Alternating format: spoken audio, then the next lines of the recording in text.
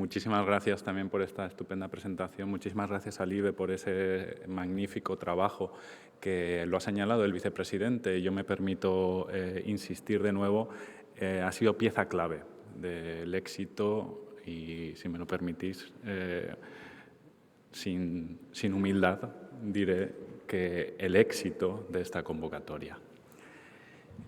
Estoy personalmente muy contento de ver personas aquí presentes que hemos estado trabajando intensamente este último año.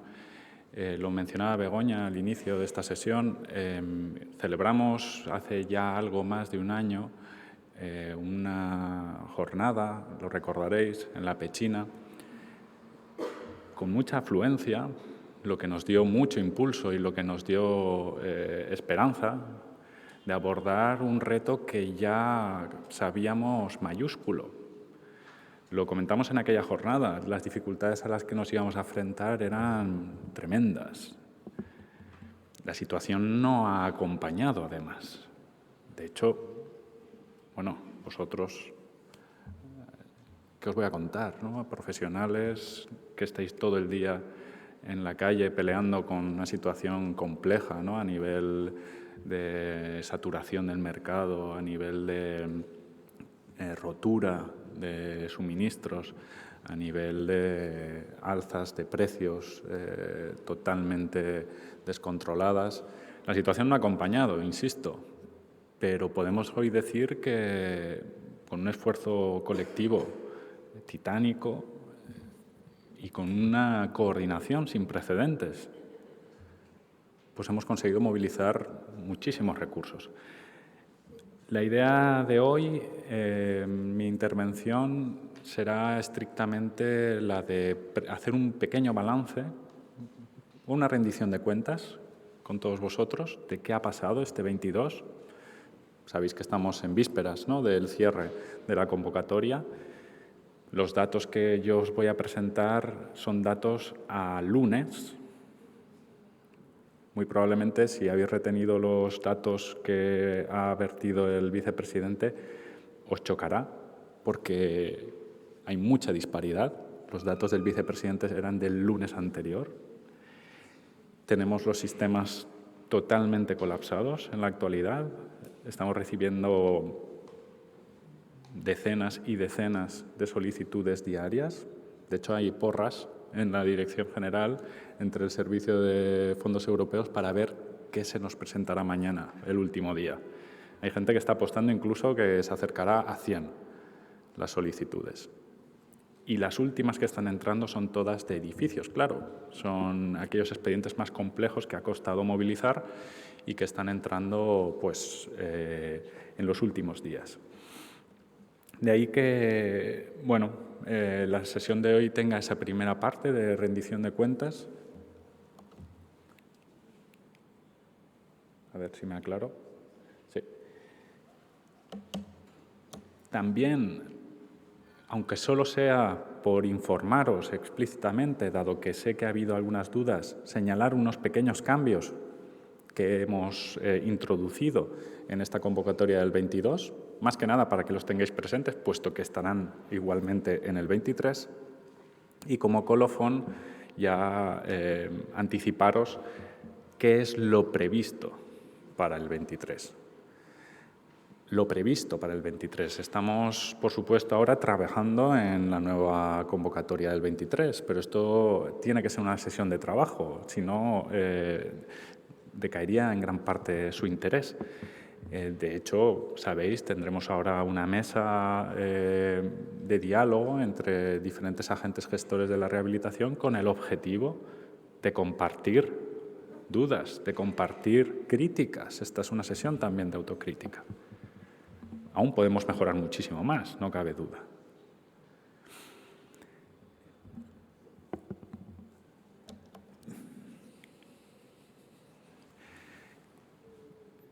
No me gusta nunca entrar así de sopetón en los temas y me lo permitiréis, me habréis oído infinidad de veces decir estas cosas, pero creo que es importante que tengamos el marco muy presente. La situación en la que nos encontramos al inicio de esta gran campaña Next Generation podría resumirse en esta tabla. Es una tabla en la que hemos recuperado los datos. Son muy pequeños los números, ¿no? ¿Se ve bien? Hemos recuperado los datos de las convocatorias que año tras año se han ido lanzando en el contexto del Plan Vivienda. Sabéis que tradicionalmente pues, había una convocatoria que tenía que ver con conservación y accesibilidad, a veces se separaba, otras veces iba junta, y otra que tenía que ver con la rehabilitación energética de los edificios. Sabíamos ya el año pasado que lo que pretendíamos con los Next Generation era una hazaña, en la medida en la que, si os fijáis, en las ayudas de rehabilitación energética de edificios de vivienda, rara vez se conseguía pasar de €500.000 en concesiones. En cambio, veíamos año tras año cómo, fijaos en las cifras inferiores, incrementaba el número de personas que requerían de intervenir en materia de accesibilidad y conservación en sus edificios. Esto no es nada diferente a lo que todos sabemos. La gente no tiene como prioridad intervenir en materia de eficiencia energética en los edificios de vivienda. La gente, ¿qué es lo que quiere? La gente quiere un ascensor cuando no lo tiene. Quiere sustituir el ascensor que mes tras mes le da problemas. Quiere corregir de una vez por todas la gotera que está amenazando con provocar un problema estructural. Esa cornisa que se agrieta, esas fisuras que uno no sabe de dónde viene, esas son las preocupaciones reales y las preocupaciones urgentes de las personas en la Comunidad Valenciana, no la mejora de la eficiencia energética, por muchas razones. Clima benigno, pero también pues, porque las prioridades son otras. De manera que inicialmente el reto era mayúsculo, pero es cierto que, y se ha señalado con anterioridad, estas ayudas tienen una gran virtud, y es que son ayudas a la rehabilitación integral de los edificios. Y yo creo que eso ha sido pieza clave. La gente ha entendido que, pese a que les exijan una mejora de la eficiencia energética, pueden, con estas ayudas, abordar esas necesidades que año tras año arrastran. Y las necesidades son muchas, y las necesidades van a ser más. Fijaos en esta curva ascendente. Estamos ahora mismo en una situación de inflexión en la que en esta década más de la mitad del parque construido de viviendas en la Comunidad Valenciana superará los 50 años, es decir, pues, su vida útil. Pero es más, son todas viviendas anteriores a la primera normativa en materia de eficiencia energética. De manera que os podéis imaginar la cantidad de trabajo y la cantidad de mejora potencial que hay en la Comunidad Valenciana. Basta con echar un vistazo a cualquier captura, y esta no es para nada de las peores zonas, en el visor del informe de evaluación del edificio. Hay un trabajo tremendo a nivel de diagnóstico que denota una cierta dejadez, tenemos que decirlo así, en el mantenimiento de nuestros edificios de viviendas en la Comunidad Valenciana. Hasta la fecha no nos hemos preocupado demasiado en mantenerlos, pero lo cierto es que ahora mismo estamos en un punto crítico. O empezamos realmente a rehabilitar de manera integral, insisto, los edificios de vivienda, o a la vuelta de una década nos vamos a ver con un problema sistémico muy grave. Ya ha empezado a amenazar, ya ha empezado a señalarse en algunas zonas de diferentes ciudades este tipo de dinámicas que van a ser el orden del día a partir de ahora. Por no hablar de una cuestión energética. Esto es un barrio y no es un barrio especialmente antiguo, en el que predominan, como podéis ver, los naranjas y no los verdes en los certificados de eficiencia energética. Bien, este es el contexto en el que estamos, y es un contexto complejo y de enorme necesidad.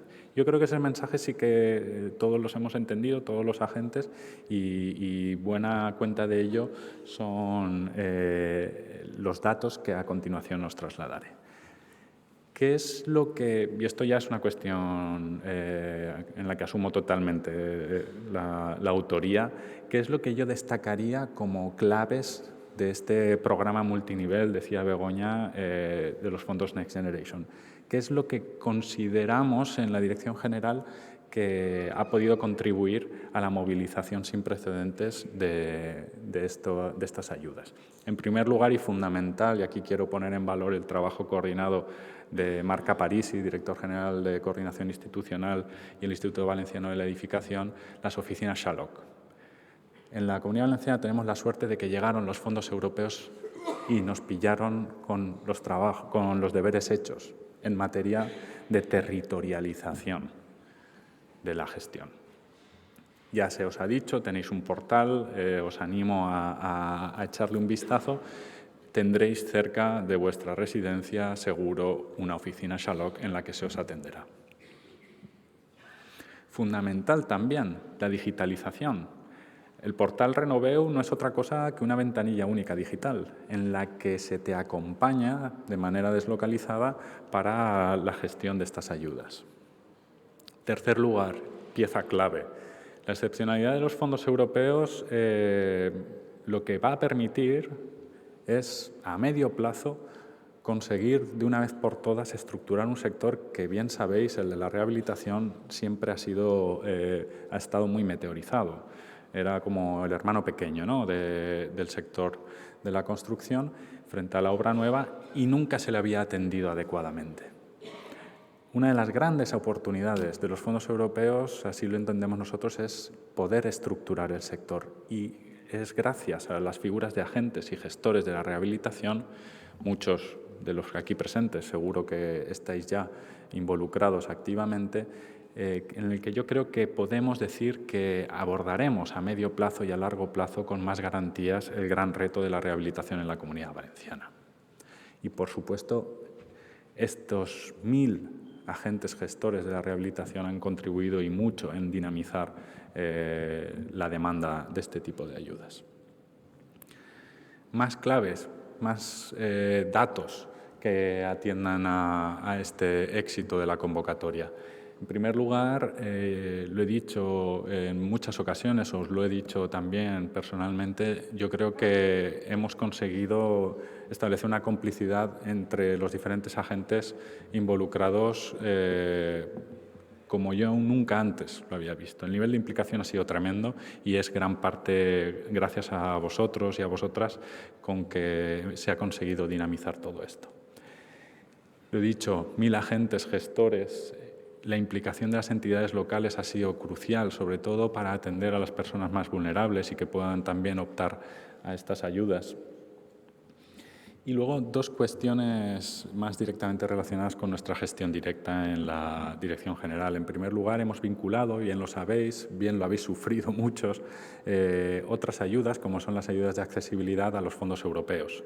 Yo creo que eso ha sido polémico, lo sé, pero creo que ha sido acertado en la medida en la que se está complementando las 2 líneas de ayudas y se está consiguiendo atender a muchísimas más personas pese a su complejidad y sobrecargándoos, lo sé, de trabajo a los que estáis gestionando todo esto. Y en segundo lugar, muy importante también, se ha hecho un trabajo de cribado por parte de la Dirección General y se ha proporcionado a diferentes agentes, gestores, la posibilidad de intervenir en según qué edificios con criterios objetivos de selección. ¿Qué ha ocurrido este 22 y por qué insisto en la idea de que ha sido un éxito? Todas las expectativas se han dinamitado, diría. Hemos recibido, lo decía antes el vicepresidente, 30.000 visitas a la página web Renoveu, 2.000 descargas de memorias valoradas, 1.000 correos electrónicos contestados, 3.000 llamadas, 10.000 asistencias al curso gratuito del IBE con más de 2.000 inscritos. Hemos realizado en toda la Comunidad Valenciana 50 actos en los que no nos equivocamos si decimos que no menos de 3.000 personas han asistido. Todo ese trabajo ingente de información ha colaborado sin lugar a dudas en dinamizar la demanda. Y esta es la situación en la que nos encontrábamos el lunes.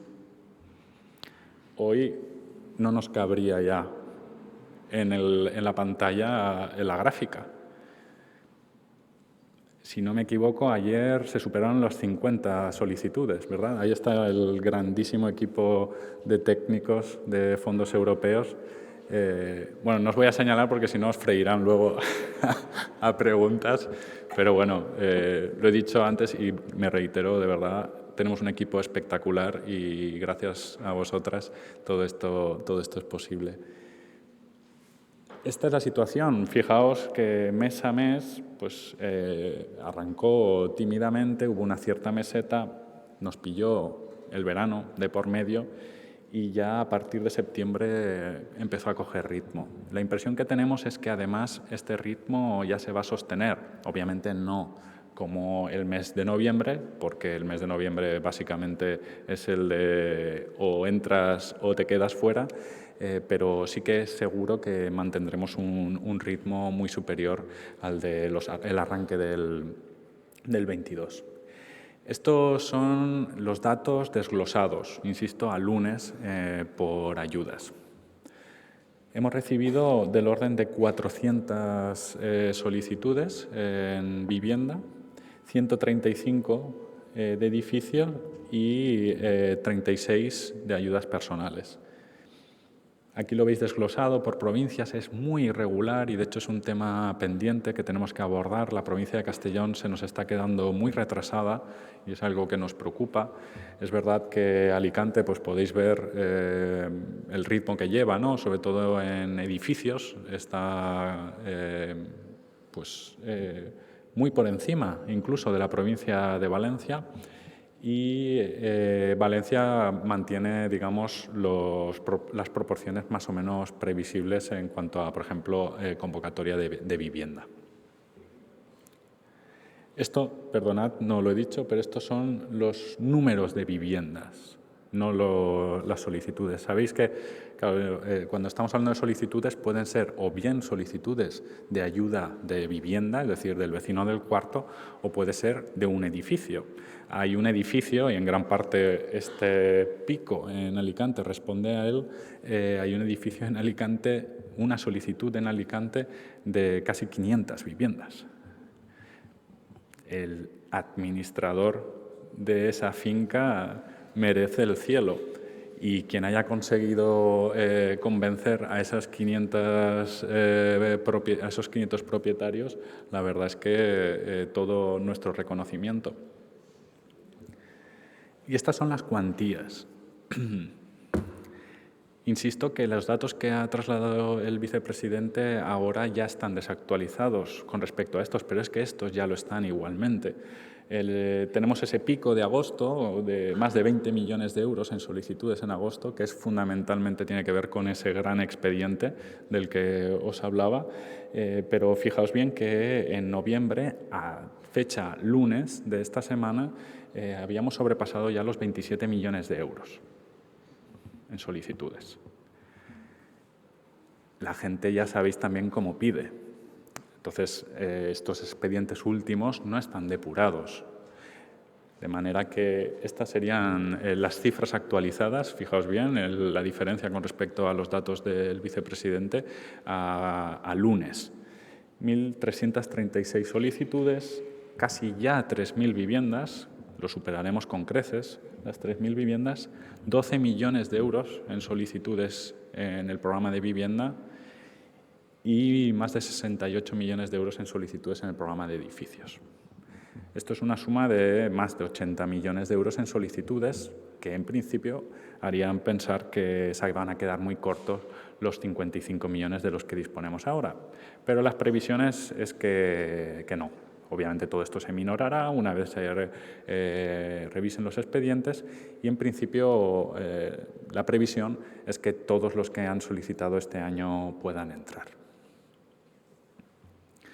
¿Qué cambios ha sufrido la convocatoria del 22? Es verdad que deciros esto ahora, cuando cierra mañana, parece tener un poco de mala leche, pero básicamente lo traigo a colación para que lo tengáis muy presente de cara al 23, porque estos cambios se mantendrán. José Luis Santa Isabel asiente porque se ha enterado hoy de uno de estos cambios que de hecho reclamó desde el principio del programa. Primer cambio, que espero sí conozcáis, se ha incrementado un 167% la convocatoria, pasando de 21 millones a más de 55, con el fin de poder atender todas las solicitudes que se nos han presentado. Modificaciones ya en cuanto a normativa, algunas motivadas por, lo sabéis, un nuevo Real Decreto que modifica el 853. En dos aspectos. Hay muchos más, de carácter extraordinariamente técnico, os animo a que lo miréis, pero destacaría dos fundamentalmente. La primera es las ayudas al amianto, que pasan a ser el mayor de las dos cifras. Recordaréis que eran 1.000 euros por vivienda, 12.000 por edificio, y en principio se tenía que tomar el menor de esos valores, ahora es el mayor de esos valores, y la fundamental de todas las modificaciones, pieza clave de todo esto, reivindicación desde el inicio de la convocatoria, no se os puede exigir la presentación de siquiera una solicitud de licencia. Esto no lo habéis trasladado infinidad de veces porque muchos municipios incluso os hacían abonar el ICIO, lo que ya directamente me hace saltar todas las alarmas, pero evidentemente sí que os pedían que abonaseis las tasas, con todo lo que ello conlleva. Ya no es así. Ahora bastará una declaración en la que digáis que os comprometéis en los 3 siguientes meses realizar esa solicitud una vez se os haya concedido la ayuda. Es un cambio muy significativo. Adicionalmente, todo esto está recogido en una resolución de interpretación que hemos colgado en nuestra página web y que se os ha mandado a todos los que estáis dados de alta en agentes gestores de la rehabilitación de la Generalitat. Quienes no lo estéis, os animo a que os deis de alta y que estéis pendientes de este tipo de notificaciones. Tercero de los cambios, importante, porque ha generado algo de duda, es necesario el empadronamiento para poder optar a las ayudas personales. Era una cuestión como obvia, pero como en su literalidad no estaba recogido en la resolución, pues ha hecho falta publicar esta interpretación. Bueno, dejemos estas 3, retenedlas porque esas se mantendrán el próximo año. Y ahora abordaré las novedades del 23. ¿Qué más cosas han cambiado en el 22? Lo ha explicado ya Mar, no es necesario que yo me extienda en absoluto, pero bueno, habéis podido comprobar que la web Renoveu pues, ha sufrido infinidad de modificaciones que van a mejorar significativamente su operatividad. Bueno, todo esto no lo he dicho, pero si os parece, y dado que estamos ya un poco apretados de tiempo, vamos a posponer las posibles dudas que queráis trasladarme, que queréis trasladar a Mar, para cuando tengamos la mesa juntarlas todas y así poder resolverlas en conjunto y no ir chafándonos los temas unos a otros.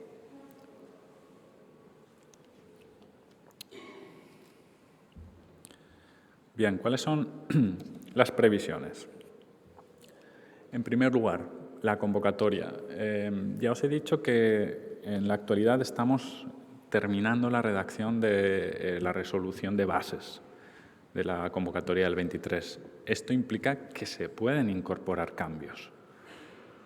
Insisto, esta sesión tiene que ser una sesión de trabajo y sería muy positivo que de aquí sacásemos consensos para mejorar la resolución del 23. Otras de nuestras ayudas sí que están ya en tramitación, algunas de hecho están prácticamente concluidas su tramitación porque nuestra planificación del 23 va a ser muy parecida a la del año pasado. Conocéis, espero, estas 6 casas, que cada una corresponde a una ayuda, todas son compatibles entre ellas, muy importante, y os animo a que las compatibilicéis, a que las llevéis en paralelo, y la intención es que en el primer trimestre del 23 hayamos convocado todas, como hicimos este año, en el año 22. En concreto, fondos europeos, ¿qué va a ocurrir? Sabéis que ya este año hemos dispuesto 55 millones de euros. En principio dará para cubrir todo lo presentado. Previsiblemente, a lo mejor sobrará algo, Por supuesto, lo que sobre se reincorporará el próximo año, en el 23. Lo que es seguro es que arrancaremos el 23 con una convocatoria de en torno a 60 millones de euros, a las que cabrá sumar otros 50, que son los correspondientes a lo que está presupuestado en los presupuestos generales del Estado y que corresponden al tercer libramiento de este programa, que sabéis que es de menor cuantía con respecto al de este año, pero bueno, alcanzará 50 millones adicionales, es decir, 110 millones de euros para el 2023 garantizados. Esto es un montón de dinero, pero es muy poco comparado a lo que necesitamos y a las perspectivas de solicitudes que tenemos a fecha de hoy. Fijaos que solo es el doble de lo que hemos dispuesto en el año 22 con todo lo que ha supuesto arrancar este programa. Muchos de los que estáis aquí, y podríamos ir haciendo repaso, tenéis en batería 3, 4, 5, 6 edificios a punto de salir. Estáis esperando a que lancemos la del 23 para presentar la solicitud. Quiero decir con esto que lo más probable es que de cara al verano del 23 hayamos agotado estos 110 millones de euros. Y esto, que en principio podría ser una muy mala noticia, porque agotamiento presupuestario suena a que te has quedado sin catarlo, ¿no? Es todo lo contrario, porque es tal la excepcionalidad de estos fondos europeos que podremos solicitar al Ministerio, una vez hayamos agotado ese crédito, podremos solicitar al Ministerio más crédito. Y se nos concederá, porque la única premisa que ha establecido la Comisión Europea con este desembolso mayúsculo y sin precedentes es que no puede sobrar ni un euro. Es un programa de estímulo y de choque. El año 23 será el último año Next Generation. No habrá más convocatorias. Es un programa de choque.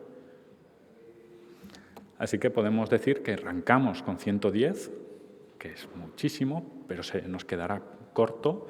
Y todo dependerá de nosotros, una vez más, cuánto seamos capaces de movilizar para llegar al final del 23. La convocatoria estará abierta hasta finales del 23 con unas cifras que yo espero que sean muy superiores a estas que os estoy presentando.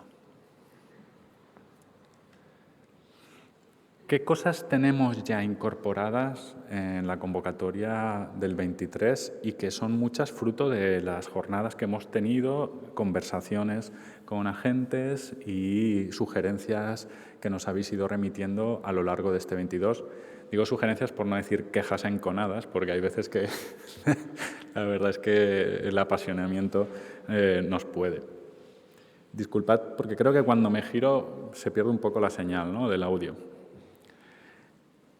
Una primera consigna: claridad y simplificación. Me hago cargo de la complejidad administrativa de lo que ha sido la convocatoria del 22. El objetivo en el 23 es que esté todo muchísimo más simplificado y que esté sobre todo muy sistematizado. También haceros cargo de que era un programa que arrancaba con muchas novedades y, bueno, y con muchas prisas, también hay que decirlo. Vamos a hacer una distinción clarísima de qué tipos de ayudas hay y cuál es el procedimiento exacto para esa ayuda, y no procedimientos comunes para todas las que se convocan. Va a haber documentos tipo y checklist para cada una de esas ayudas para que os podáis guiar y para que no estemos haciendo trabajo en balde cada uno de los que estamos aquí implicados. Simplificaremos muchísimo los formularios y, fundamental, vamos a reducir al máximo la documentación a presentar. Ahora, con la experiencia de este año 22, pues ya hemos empezado a distinguir qué cosas son o no prescindibles con respecto a lo que figura en el 22, y vamos a hacer un trabajo muy intenso de aligerar esa documentación. Segundo de los criterios fundamentales: incremento de recursos. En primer lugar, una reivindicación, creo, muy legítima que nos habéis trasladado por activa y por pasiva. A todo aquel que nos solicite la ayuda se le podrá conceder un anticipo del 30% sin garantías. 30% sabéis que es el tope legal. lo que hemos conseguido es liberar la garantía, que era una de las grandísimas dificultades. También diré que los fue porque no se consiguió desbloquear esa línea ICO que sabéis que se había prometido para cubrir este tipo de gastos. Segunda cuestión referida al incremento de recursos. Vamos a aceptar, todo esto también tomarlo con todas las salvedades del mundo en la medida en la que no hemos arrancado la tramitación, aún tiene que pasar por abogacía, tiene que pasar por intervención, es decir, estos son nuestras intenciones, que yo espero que prosperen, pero vaya, puede haber algún tipo de modificación. Se aceptarán gastos por intereses de financiación para la estricta ejecución de las obras, como gasto subvencionable. Y en tercer lugar, se va a ampliar al sector privado la posibilidad de ser beneficiario de ayudas complementarias. Sabéis que estaba restringido exclusivamente al sector público, pero vamos a abrir la posibilidad de que en esos casos de extrema vulnerabilidad puedan también el sector privado ayudar y asistir a esas comunidades de propietarios tan vulnerables. Tercer paquete de cambios en esta convocatoria del 23. Criterios de casos subvencionables. Tiene un carácter de clarificación, pero también de ampliación. En primer lugar, vamos a dejar muy claro cuáles son los límites de la rehabilitación. Yo sé que muchos habéis intentado con toda vuestra buena voluntad y con argumentos de lo más válido, optar a estas ayudas en casos de lo que antes se conocía como rehabilitación integral, que eran estas operaciones de vaciado de los edificios, manteniendo, por ejemplo, únicamente las fachadas. Eso no es posible. Claro, cuando se consulta a la Comisión Europea, a la Unión Europea, si eso puede ser considerado rehabilitación, pues echan las manos a la cabeza.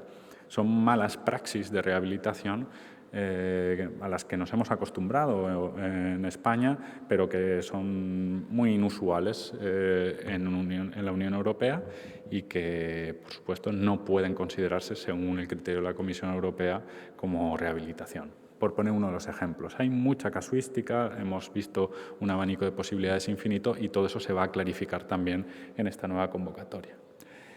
Vamos a excluir el uso turístico en unifamiliares y plurifamiliares propietarios únicos. Insisto, uso turístico exclusivamente. Sabéis que están llegando también muchos fondos de inversión interesados en estas cuestiones y el objetivo no es el que se deriven estos fondos a hacer el negocio de un ámbito que no es el residencial. Por supuesto, si se trata de ponerlos en alquiler, estupendo, pero no uso turístico.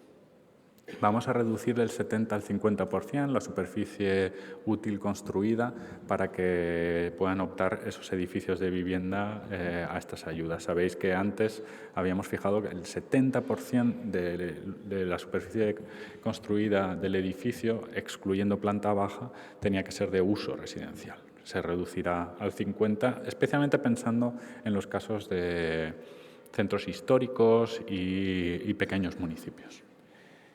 Y por último, muy importante, vamos a permitir que se presente obra acabada, porque lo que no puede ser es que haya gente que esté esperando a que salga una nueva convocatoria para terminar una obra. Eso es un sinsentido. Las subvenciones son incentivos, no desincentivos para la rehabilitación, de manera que ya que estamos todos coordinados, ya que sabemos de qué va esto, yo creo que ya se puede liberar esa restricción y que la gente presente obra acabada no va a presentar ninguna dificultad y sí que va a agilizar seguro muchísimos casos de conclusión de obras. Luego, ya por terminar, os anticipo, de nuevo con muchas salvedades, modificaciones de tipo normativo que están por venir. La mayoría de ellas están recogidas en la Ley de Medidas del 22. Sabéis que ahora mismo se está debatiendo en les Corts. Seguimos la senda que iniciamos el año pasado de modificaciones puntuales de la normativa. Ostras, qué interés que ha suscitado esto. De modificación. Claro, modificación normativa, no, por Dios, otra vez. Pero en este caso, de verdad, lo que se pretende es conseguir salvar escollos que habéis ido detectando en sacar adelante todo este tipo de cuestiones, como hicimos el año pasado, por ejemplo, con el artículo 78, que ha dado resultado de declaración responsable para las obras de rehabilitación energética. En primer lugar, modificaciones que tienen que ver con la agilidad.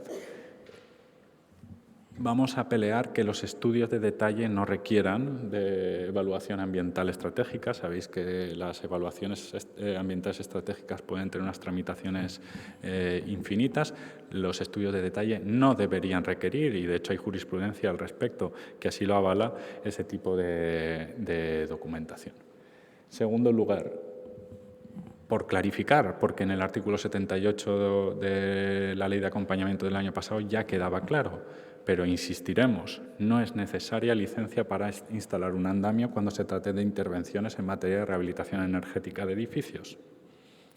Tercer lugar, muy importante, la licencia municipal se ha de considerar una resolución única, es decir, vale para cualquier otra licencia. En ese acto administrativo se te tiene que poder habilitar una licencia de actividad, una licencia de apertura, etcétera, etcétera. Cuarto, declaración de utilidad pública de áreas de rehabilitación integral. Esto está más encaminado a la gestión municipal, pero cuando se trate de intervenir intensamente en ciertas áreas, se podrá declarar de utilidad pública con todo lo que ello conlleva a muchos niveles. Segundo paquete, incremento de recursos, también para las entidades locales.